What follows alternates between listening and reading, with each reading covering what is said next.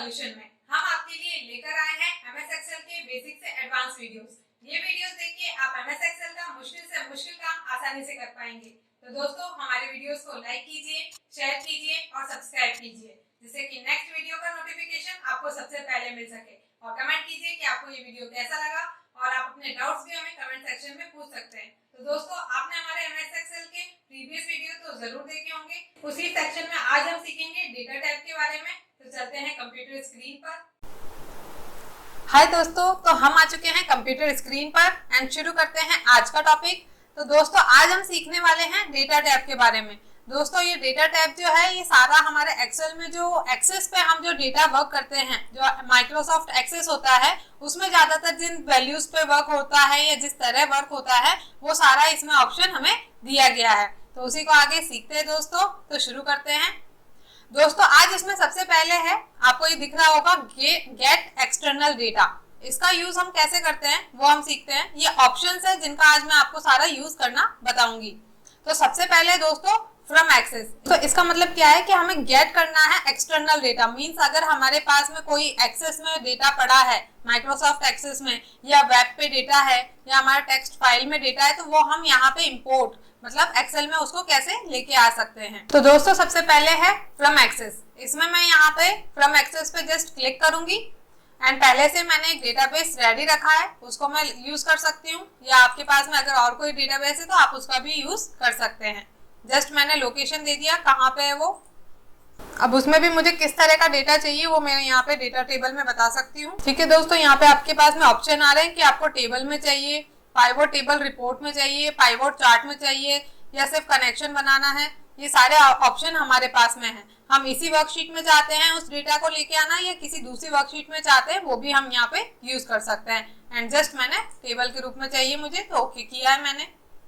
देखा दोस्तों आपने किस तरह पूरा ये मेरे को टेबल फॉर्मेट में इसने अच्छे से शो कर दिया है। इवन टेबल की फॉर्मेटिंग भी यहाँ पे अप्लाई हो रखी है ऑटोमेटिकली, जो कि मैंने अप्लाई नहीं की है। यहाँ पे दोस्तों और भी हम सारे ऑप्शन इसके ऊपर फॉर्मेटिंग अप्लाई करना चाहें, डेटा फिल्टर करना चाहें, सॉर्ट करना चाहें, वो सारी चीजें हमारे पास में यहाँ पे ऑप्शन है कि हम यूज कर सकते हैं। तो देखा दोस्तों आपने कि एक्सेल में अगर हमें कहीं और से फाइल इंपोर्ट करनी है या डेटा इंपोर्ट करना है तो वो कितना ईजी है, जहाँ पे बात एक्सेस की हो या अदर ऑब्जेक्ट्स की हो। ठीक है दोस्तों, ये देखा आपने कि इस तरह हम यहाँ पे ला सकते हैं। नेक्स्ट ऑप्शन पे चलते हैं दोस्तों। यहाँ पे गेट एक्सटर्नल डेटा में दोस्तों आपको दिख रहा होगा फ्रॉम वेब। मतलब कि अगर हमें ऑनलाइन हमारा डेटा कहीं से किसी साइट से लेना है या और कहीं फाइल से लेना है तो वो भी हम यूज कर सकते हैं। उसके लिए जस्ट हमें फ्रॉम वेब पे क्लिक करना है। इसके लिए दोस्तों आपका जो सिस्टम है, आपके पास में माइक्रोसॉफ्ट एज जो है वो डाउनलोडेड होना चाहिए, तभी ये आप यूज कर पाएंगे ऑप्शन। ठीक है दोस्तों, यहाँ पे ये जो ऑप्शन ओपन हुआ है आपको दिख रहा होगा।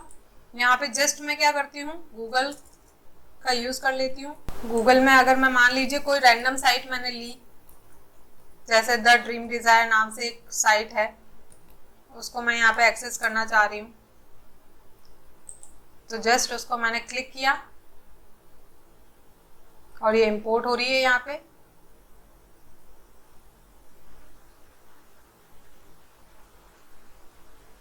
दिख रहा होगा दोस्तों आपको ये किस तरह से मेरे पास में ये वेबसाइट ओपन हो गई है। अब मैं चाहती हूँ कि यहाँ पे से जो इसमें डेटा अवेलेबल हो वो मेरी शीट में आ जाना चाहिए।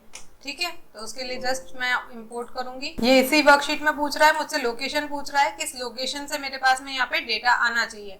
एंड जस्ट मैंने ओके किया। देखा दोस्तों आपने किस तरह से ये द ड्रीम डिजायर के उस पेज पे जो भी ऐप पे डेटा अवेलेबल था वो मेरे पास में यहाँ पे मेरी शीट में अवेलेबल हो गया है सारा का सारा।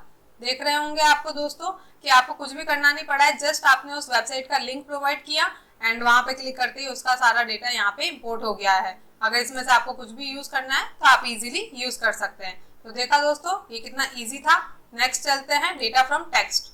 दोस्तों अगर हमें कोई हमारी टेक्स्ट फाइल बनी हुई है, मींस नोटपैड में हमने कोई फाइल बना रखी है और वहां से हमें डेटा चाहिए तो वो भी हम कर सकते हैं। उसके लिए दोस्तों मैंने ऑलरेडी प्रिपेयर रखा है आपके लिए डेटा एक टेक्स्ट फाइल में। ये जैसे स्टूडेंट वन नेम से मैंने डेटा ऑलरेडी प्रिपेयर रख रखा है, तो इसको जस्ट मैंने ओके किया। अब ये मेरे पास में यहाँ पे दोस्तों कुछ ऑप्शन आ गए हैं कि मेरे को जैसा मैंने दे रखा है वैसा ही चाहिए या फिक्स्ड कॉलम में चाहिए, तो वो मैं ऑप्शन दे सकती हूँ। अगर मुझे उसको अलग अलग नेम में शो करना है कि उसके जो टैब्स है उसके अकॉर्डिंग आए, तो यहाँ पे कैरेक्टर सच एज कॉमा और टैब सेपरेटेड ईच फील्ड, इसका हम यूज करेंगे। उसके बाद में मैंने जस्ट कॉमा या फिर उसके अलावा अगर मेरे पास में स्पेस है तो मैं उसका भी यूज कर सकती हूँ। ओके दोस्तों, तो देखा यहाँ पे मेरे पास में स्पेस से सेपरेटेड था डेटा, तो वो आ गया है। यहाँ पे आपको डेटा प्रीव्यू में भी दिख रहा होगा कि स्टूडेंट नेम, कोर्स नेम और फी और पीजी वो अपने अकॉर्डिंग आ रहा है। जस्ट नेक्स्ट करेंगे और ये किस तरह से कॉलम डेटा फॉर्मेट में हमें चाहिए वो हम यूज कर लेंगे एंड जस्ट फिनिश। उसके बाद में दोस्तों हम यहाँ पे लोकेशन दे सकते हैं कि हमें किस लोकेशन से डेटा चाहिए एंड जस्ट ओके। देखा दोस्तों मेरे पास में किस तरह पूरा टेबल फॉर्मेट में ये डेटा आ चुका है। अब इसको मैं जैसे भी चाहूँ वैसे अरेंज कर सकती हूँ, बट हमारे पास में ये अवेलेबिलिटी है, ये फैसिलिटी है कि हम हमारे डेटा जो है टेक्स्ट से लेके आ सकते हैं और उसके अलावा हमारे पास में फ्रॉम एक्सेस का भी ऑप्शन है, उसके अलावा वेब का भी ऑप्शन है। ठीक है दोस्तों, ये यहाँ पे देख सकते हैं दोस्तों फ्रॉम अदर सोर्सेज। इसमें क्या है, ये एसक्यूएल जो डेटाबेस है ये उसके एक्सटेंडेड वर्जन है। यहाँ से भी अगर हमें डेटा चाहिए तो वहां से भी हम इंपोर्ट करवा सकते हैं, तो इसका यूज हम आगे सीखेंगे। नेक्स्ट चलते हैं दोस्तों नेक्स्ट ऑप्शन पे। डेटा टैब में दोस्तों जब मैंने यहाँ पे डेटा लेके आ गई मैं, लेकिन मान लीजिए जो मेरी मेन फाइल है उसमें अगर मैं चेंजेस करती हूँ तो मेरी इस फाइल में कैसे मुझे रिफ्लेक्ट होंगे। मान लीजिए दोस्तों मैं यहाँ पे इसको मिनिमाइज करती हूँ एंड जो मेरी स्टूडेंट डेटा है उसको मैं ओपन करके यहाँ पे कुछ डेटा इसमें ऐड ऑन कर देती हूँ। मान लीजिए यहाँ पे मैंने डेटा करा किशोर का ऐड, ठीक है, यहाँ पे मैंने उसको कोर्स नेम दे दिया और मैंने उसकी जस्ट फीस लिख दी। ठीक है, यहाँ पे मैंने इसको सेव करके क्लोज कर दिया है। अब मैं जाके देखती हूँ यहाँ पे मेरे पास में कुछ भी डेटा अपडेट नहीं हुआ है, लेकिन मैं चाहती हूँ कि यहाँ पे डेटा ऑटोमेटिकली अपडेट होना चाहिए। तो उसके लिए मैं क्या करूंगी दोस्तों, जस्ट रिफ्रेश ऑल में जाऊंगी एंड रिफ्रेश ऑल कर दूंगी। तो ये जैसे मैं रिफ्रेश करूंगी यहाँ पे ये वापस से मुझे इंपोर्ट करने के लिए बोलेगा। ये इस तरह क्या हो रहा है, ये वापस से इंपोर्ट हो रही है सारी की जो फाइल है हमारे पास में। देखा दोस्तों आपने, ये हमारे पास में यहाँ पे इंपोर्ट हो गई है। यहाँ पे किशोर का डेटा मेरे पास में अपडेट होके आ चुका है, लेकिन मैं चाहती हूँ हर बार मुझे ये रिफ्रेश ऑल ना करना पड़े, ये अपने आप रिफ्रेश हो जाए। तो उसके लिए मैं क्या करूंगी दोस्तों, यहाँ पे जाऊंगी मैं, यहाँ पे ये कनेक्शन जो टैब है यहाँ पे प्रॉपर्टीज दी हुई है मेरे पास में, इसमें मैं जाऊंगी। ये prompt for file name on refresh, मतलब हर बार ये मेरे से पूछेगा फाइल का नेम जब भी मैं रिफ्रेश करूंगी। उसकी बजाय यहाँ पे क्या हो, रिफ्रेश हो जाना चाहिए एवरी 60 मिनट्स में। मैं यहाँ टाइम भी डिक्रीज और इंक्रीज कर देती हूँ। मान लीजिए यहाँ पे मैं इसको 20 मिनट्स कर देती हूँ। ठीक है, हर 20 मिनट्स में ये डेटा अपने आप रिफ्रेश होता जाना चाहिए, तो इससे मुझे ये करने की जरूरत नहीं पड़ेगी। इसमें और भी प्रॉपर्टीज है, आप उनका यूज कर सकते हैं। ओके दोस्तों, आगे बढ़ते हैं। जस्ट मैंने ओके किया, मैंने फिर से अपनी वो फाइल ओपन कर ली है। ठीक है दोस्तों, अब मैं यहाँ पे एक काम करती हूँ, यहाँ से ये डेटा एक रिमूव कर देती हूँ और इसको सेव करके क्लोज कर देती हूँ। ठीक है, अब यहाँ पे मैंने ये कर दिया है। अब मैं चाहूँ तो जस्ट रिफ्रेश ऑल आपको करके दिखाऊंगी, क्योंकि ये आफ्टर 20 मिनट्स अपने आप रिफ्रेश होने वाला है। एंड जस्ट मैंने रिफ्रेश किया। ठीक है दोस्तों, यहाँ पे रिफ्रेश ऑल में होके मेरे पास में ये चीज आ चुकी है। अभी मैं इसका टाइम इंक्रीज या डिक्रीज जैसे भी करती हूँ, ये अपने आप डेटा मेरा होता जाएगा रिफ्रेश, और मुझे हर बार ये करने की जरूरत नहीं पड़ेगी। नेक्स्ट हम आगे बढ़ते हैं। नेक्स्ट है दोस्तों हमारे पास में सॉर्ट और फिल्टर ऑप्शन। इसके लिए मैंने ऑलरेडी आपके लिए डेटा रेडी रखा है, तो चलते हैं दोस्तों। ये मेरे पास में कुछ स्टूडेंट्स का डेटा है जिनके कोर्स नेम और फी वगैरह दे रखे हैं हमें यहाँ पे। ठीक है, अब मुझे इसका सॉर्टिंग करना है, तो जस्ट मैं यहाँ पे सेल में यहाँ पे रख दूंगी और मुझे जो सॉर्ट करना है तो उसमें यहाँ पे आप देख सकते हैं मेरे पास में सॉर्टिंग आ गया है। अब मैं किस पे सॉर्ट करना चाहती हूँ, जैसे मान लीजिए मैं चाहती हूँ स्टूडेंट नेम पे और उनकी सेल वैल्यूज पे चाहती हूँ, उसको A to Z करना चाहती हूँ। तो देखिए ये A से जो A to Z नेम हमारे पास में अवेलेबल हो गए हैं। ठीक है, ये देखिए डिसेंडिंग ऑर्डर जैसे मैंने सिलेक्ट करके किया तो ये विनीता मेरे पास में सबसे ऊपर आ गया है और उसी के थ्रू नीचे जस्ट अमन आ गया है। ठीक है दोस्तों, इसके अलावा अगर हमें सॉर्टिंग करनी है और भी किसी ऑप्शन पे, तो वो हमारे पास में कस्टमाइज सॉर्टिंग का भी ऑप्शन अवेलेबल है। हमें किस किस सेल पे करनी है, किस किस उसकी कंडीशनल फॉर्मेटिंग पे भी अगर हमें करनी है तो वो भी हम कर सकते हैं। दोस्तों हमने कंडीशनल फॉर्मेटिंग हमारे प्रीवियस चैप्टर्स में आपने सीखा होगा किस तरह से हम कंडीशनल फॉर्मेटिंग अप्लाई करते हैं, तो वो भी अगर हमने की हुई है तो उस पर भी हम सॉर्टिंग परफॉर्म कर सकते हैं, या हमारे फॉन्ट कलर पे या सेल कलर पे। चलो करके देख लेते हैं। दोस्तों मान लीजिए मैं इनका कुछ का कलर चेंज कर देती हूँ। ये देखिए, इसको मैंने येलो कर दिया।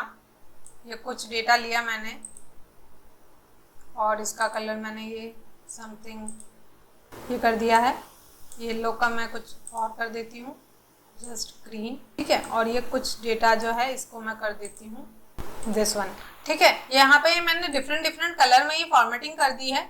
अगर मैं चाहूँ तो इसको अलग अलग भी कर सकती हूँ, जैसे मान लीजिए यहाँ पे मैंने ये कर दिया। तो यहाँ पे मैंने जस्ट डिफरेंट फॉर्मेटिंग आपको करके बताई है, और इस पे अगर मुझे सॉर्टिंग परफॉर्म करनी है तो वो मैं कैसे करूंगी वो हम सीखते हैं। दोस्तों ये मेरे पास में डेटा है, अब मुझे जाना है सॉर्ट पे, एंड जस्ट मैंने यहाँ पे जैसे पीजी में किया है तो पीजी को मैंने किया है सेल वैल्यूज पे नहीं, मैं उसके सेल के कलर के ऊपर सॉर्टिंग अप्लाई करूंगी। तो मेरे पास में यह आ गया है कि टॉप में मुझे किसको रखना है। जैसे मान लीजिए मुझे रखना है इस कलर को टॉप पे, ओके कर दिया। अब इसके अलावा नेक्स्ट जो है उसको भी मैं कर सकती हूँ। जैसे पीजी है उसमें मुझे सेल कलर पे जाना है और सेकंड नंबर पे मुझे ये कलर रखना है, ठीक है। ओके, नेक्स्ट ऐड करती हूँ मैं पीजी यहाँ पे सेल कलर में, एंड लास्ट जो है टॉप बॉटम में मैं हमारा ग्रीन कलर रखना चाहती हूँ तो उसको मैं बॉटम भी दे सकती हूँ, एंड जस्ट मैंने ओके किया। देखिए दोस्तों, आपने देखा किस तरह से जो हमारा बिखरा हुआ डेटा था वो हमारे पास में सेम कलर में आ गया है। अगर हम देखना चाहें कि ओनली ग्रीन कलर वालों का जो डेटा है वो सबसे नीचे आ गया है। ये जो हमारे पास में दोस्तों ये पर्पल कलर जो है इसमें हमारे पास में ये डेटा अलग से सॉर्ट हो गया है, और दिस वन कलर भी हमारे पास में अलग से सॉर्ट हो गया है। तो इस तरह से अगर हम कलर के थ्रू सॉर्टिंग करना चाहते हैं, क्योंकि हमने वो कलर किसी और बेस पे दे रखा होगा, मान लीजिए कि मैंने इनके नेम के अकॉर्डिंग ये कलर सेट किया हो कि ये इस हाउस से बिलोंग करते हैं। मान लीजिए ये स्टूडेंट जो है ये येलो हाउस से हैं, ये पर्पल हाउस से हैं और ये ग्रीन हाउस से हैं। तो इस रिगार्डिंग मैंने स्टूडेंट्स को अलग किया है। तो इस डेटा जब मेरे को देखना है तो मैं इजीली यहाँ पे सॉर्ट करके देख सकती हूँ। और भी बहुत सारी हम सॉर्टिंग परफॉर्म कर सकते हैं। दोस्तों यहाँ पे आपको दिख रहा होगा, हम डिलीट भी कर सकते हैं सॉर्टिंग को और जस्ट ओके कर सकते हैं। तो देखा आपने, जैसे मैंने डिलीट किया तो वो वाली सॉर्टिंग डिलीट होके आ चुका है। नेक्स्ट आगे बढ़ते हैं। दोस्तों अगर हमें यहाँ पे अगर फिल्टर का यूज करना है तो हम कैसे करेंगे। तो दोस्तों फिल्टर के लिए हमें डायरेक्टली यहाँ पे ये डेटा टैब में फिल्टर का ऑप्शन दिया हुआ है। I just click on it. तो फिल्टर से हम क्या क्या कर सकते हैं, यहाँ पे फिल्टर पे हमारे पास में डेटा का आपने ये देखा होगा दोस्तों, हमने पाइवोट में भी इसका यूज किया था और भी काफी जगह यूज किया है इसका, कि हम सेलेक्टेड डेटा को शो कर सकते हैं। मान लीजिए यहाँ पे मैंने कुछ पर्सन्स को रिमूव कर दिया, तो अब मेरे पास में जो मैंने सेलेक्ट किया था डेटा, उन्हीं लोगों का मेरे पास में डेटा शो हो रहा है और बाकी का नहीं। अगर मैं चाहूँ इसको क्लियर करना तो यहाँ से जस्ट क्लियर कर दूंगी तो मेरे पास में सबका डेटा शो हो गया है। इसी तरह से दोस्तों हमारे पास में तो दोस्तों अगर हमें फिल्टर करना है और भी चीजों के ऊपर तो वो भी हम कर सकते हैं। यहाँ पे दोस्तों आपको दिख रहा होगा टेक्स्ट फिल्टर है, मतलब टेक्स्ट पे भी हम क्या क्या फिल्टर्स लगा सकते हैं कि ये किसके इक्वल है, किसके इक्वल नहीं है, या कहाँ से स्टार्ट हो रहा है, कहाँ पे एंड हो रहा है, इसमें क्या डेटा आना चाहिए, या हम खुद का भी फिल्टर यहाँ पे बना सकते हैं। उसके यहाँ पे हमें सॉर्टिंग ऑप्शन भी अवेलेबल है, हम सॉर्ट भी कर सकते हैं। ओके दोस्तों, इसी तरह से अगर जब ये मेरे पास में नंबर डेटा है तो यहाँ पे मेरे पास में नंबर फिल्टर आ जाता है। नंबर फिल्टर में जो हम कंडीशनल फॉर्मेटिंग में यूज करते थे दोस्तों, कि ये नंबर अगर इससे इक्वल है तो हमें उसका डेटा शो होना चाहिए, अगर ग्रेटर देन है, जैसे हम करके देख लेते हैं, इज ग्रेटर देन 5000, ठीक है, या मान लीजिए मैं यहाँ पे 7000 कर देती हूँ, ओके कर देती हूँ। तो ये हमारे पास में जो स्टूडेंट्स है जिनकी फीस 7000 से अबव है उनका डेटा मुझे यहाँ पे शो कर दिया है। ठीक है दोस्तों, देखा आपने किस तरह से यहाँ पे मैं फिल्टर्स लगा सकती हूँ, और हमारे पास में फॉर्मेटिंग के भी कितने सारे तरीके हैं जिनका मैं यहाँ पे यूज कर सकती हूँ। नंबर फिल्टर्स भी हैं और फिल्टर बाय कलर भी हम करना चाहें, जैसे यहाँ पे इस ऑप्शन पे जब मैं क्लिक करूंगी तो आपको फिल्टर बाय कलर का भी ऑप्शन दिख जाएगा, क्योंकि मैंने यहाँ पे फिल्टर बाय सेल कलर कर रखा है। अगर यहाँ पे भी मैं इस तरह से इनको फिल्टर करके शो करवाना चाहूँ, वहां पे हमारा सॉर्ट हो रहा था, यहाँ पे फिल्टर होके हमें सिर्फ सेलेक्टेड पर्सन का डेटा दिखेगा। जैसे यहाँ पे पर्पल कलर वाले हैं, अगर मैं चाहूँ तो ओनली इस कलर जो पर्सन है उनका मुझे डेटा शो हो रहा है। ठीक है दोस्तों, तो इसको मैं क्लियर कर देती हूँ। देखा आपने कितना इजी है और कितना मजेदार है इनको यूज करना, जिससे हम अलग अलग तरीके से अपना डेटा यूटिलाइज भी कर सकते हैं, फिल्टर भी कर सकते हैं और सॉर्ट भी कर सकते हैं। ठीक है दोस्तों, आगे बढ़ते हैं। नेक्स्ट है दोस्तों एडवांस फिल्टर। एडवांस फिल्टर का क्या यूज है। दोस्तों अगर हमें चाहिए कि फिल्टर करना है हमें किसी कंडीशन पे, मान लीजिए यहाँ पे मैं लिख देती हूँ, यहाँ पे दोस्तों मैंने स्टूडेंट नेम दे दिया है। अगर मैं चाहती हूँ कि किसी स्टूडेंट का नेम जो है वो एल से स्टार्ट हो और उसका मुझे यहाँ डेटा शो हो जाना चाहिए, तो उसके लिए जस्ट मैं क्या करूंगी, एडवांस फिल्टर पे जाऊंगी। यहाँ पे मेरी डेटा रेंज शो हो गई है कि ये डेटा टेबल में से मेरे पास में डेटा आना चाहिए। और उसके बाद में क्राइटेरिया रेंज में मेरे पास में क्या है, ये यहाँ पे जो ये क्राइटेरिया रेंज है इसको मैं सेलेक्ट कर लेती हूँ। ठीक है दोस्तों, और उसके बाद में लिस्ट में जो है हमारे पास में ये जो हमारा डेटाबेस है वो है। और उसके अलावा फिल्टर करना है लिस्ट को, कहाँ पे हमें यहीं पे फिल्टर करके दिखाना है या फिर हमें दूसरी जगह दिखाना है। मान लीजिए मैंने कोई अदर लोकेशन पे इसको डेटा को शो करना चाहती हूँ, तो जस्ट मैं यहाँ पे लोकेशन दे दूंगी, कॉपी टू अदर लोकेशन। ये जो मैंने सेलेक्ट कर रखी लोकेशन ये यहाँ पे मुझे शो हो जाएगा डेटा। ठीक है दोस्तों, मैंने कॉपी करने का यहाँ पे ऑप्शन दे दिया कि यहाँ पे कॉपी मीन्स यहाँ पे मेरा डेटा शो हो जाना चाहिए। अब एल नेम से जो भी स्टूडेंट्स के डेटा थे वो अलग अलग थे, मेरे पास में यहाँ पे शो हो गए हैं। यहाँ पे 3 स्टूडेंट का डेटा आ चुका है मेरे पास में जिनका नेम स्टार्ट होता है एल से। इसी तरह से अगर मुझे किसी और बेस पे कंडीशन पे चाहिए, मान लीजिए यहाँ पे मैं कोर्स नेम लिख देती हूँ और कोर्स नेम में अगर मैं कुछ टाइप कर देती हूँ लाइक बीए, सिर्फ मुझे इन्हीं स्टूडेंट्स का डेटा फिल्टर करके चाहिए, तो मैं यहाँ पे कर दूंगी copy to another location. List range हमारे पास में ऑलरेडी सेलेक्टेड है, क्राइटेरिया रेंज में हम सेलेक्ट कर लेंगे यहाँ पे ये क्राइटेरिया। ठीक है, और जहाँ पे हमें कॉपी करवाना है उसकी भी हम रेंज यहाँ पे ये प्रोवाइड कर दिया मैंने, एंड जस्ट ओके। ठीक है दोस्तों, यहाँ पे इसने मुझे शो कर दिया है कि जिनका कोर्स जो है बीए है ओनली उन्हीं स्टूडेंट्स का डेटा शो करना था, तो इसने यहाँ पे मुझे गणेश और लोकेश का डेटा निकाल के दे दिया है on my condition on my criteria. तो देखा कितना इजी है फिल्टर करना ऑन कंडीशन बेस। ठीक है दोस्तों, इसी तरह हम और भी ऑप्शंस का यूज कर सकते हैं। आप सीखते रहिए और प्रैक्टिस करते रहिए। नेक्स्ट दोस्तों, आज के लास्ट ऑप्शन की तरफ बढ़ते हैं। इसमें हम करेंगे टेक्स्ट टू कॉलम्स का यूज। देखते हैं दोस्तों तो इसको शो करने के लिए मैंने आपके लिए यहाँ पर कुछ डेटा ऑलरेडी रेडी रखा है, आप इसका यूज कीजिएगा। यहाँ पे दोस्तों मैंने एक ही कॉलम में यहाँ पे एक ही सेल में सारा डेटा रख दिया है। यहाँ पे इसको मैंने जस्ट कॉमा से सेपरेट करके रखा है ऑलरेडी। अगर हमारे पास में ऐसा कुछ डेटा है जिसे ये बिल्कुल एक साथ दिया हुआ है, मे बी हमारा एड्रेस हो सकता है या और कुछ डेटा हो सकता है, स्टूडेंट्स का डेटा भी हो सकता है, उसी तरह ये डेटा है और इसे मुझे कॉलम्स में सेट करना है, अलग अलग बिल्कुल डेटा असेंबल करना है, तो उसके लिए मैं यूज करूंगी टेक्स्ट टू कॉलम्स का। तो टेक्स्ट टू कॉलम्स पे जाना है, उसके लिए पहले मैं अपने डेटा को सेलेक्ट कर लूंगी एंड टेक्स्ट टू कॉलम्स पे जाऊंगी मैं, एंड उसके बाद में इसको मैं डेलिमिटेड यहाँ पे दिख रहा होगा आपको, टैब्स में जाना है, कॉमास का यूज करना है, उसको मैं जस्ट नेक्स्ट करूंगी। यहाँ पे मेरे पास में कॉमा है मेन चीज जो जिससे ये डेटा एक्सट्रैक्ट होना चाहिए। तो यहाँ पे ये देख रहे हैं आपको दोस्तों डेटा प्रीव्यू में किस तरह से हमारे पास में ये एक्सट्रैक्ट हो जाएगा। ठीक है दोस्तों, नेक्स्ट करते हैं एंड जस्ट फिनिश। ठीक है दोस्तों, ये दिख रहा होगा आपको डेटा जो पहले किस तरह से आ रहा था और अभी ये मेरे पास में टेक्स्ट टू कॉलम्स करते ही कॉलम्स में मेरे पास में अरेंज हो चुका है डेटा बिल्कुल अच्छी तरह। अब मैं इस पे जो भी ऑपरेशन परफॉर्म करना चाहूँ वो मैं इसे इजीली कर सकती हूँ, इस डेटा का यूज कर सकती हूँ और देखना भी इतना इजी हो गया मेरे लिए कि मैं इजीली इसको यूज भी कर सकती हूँ। ठीक है दोस्तों, तो देखा आज आपने डेटा टैब के हमने 2-3 ऑप्शंस का यूज करके देखा जिनका यूज करना काफी इजी था। तो दोस्तों आज के वीडियो में इतना ही, मिलते हैं नेक्स्ट वीडियो में। तो हमारे वीडियोस को लाइक कीजिए, शेयर कीजिए और सब्सक्राइब कीजिए जिससे कि नेक्स्ट वीडियो का नोटिफिकेशन आपको सबसे पहले मिल सके। कमेंट कीजिए कि आपको ये वीडियो कैसा लगा। तो मिलते हैं दोस्तों नेक्स्ट वीडियो में।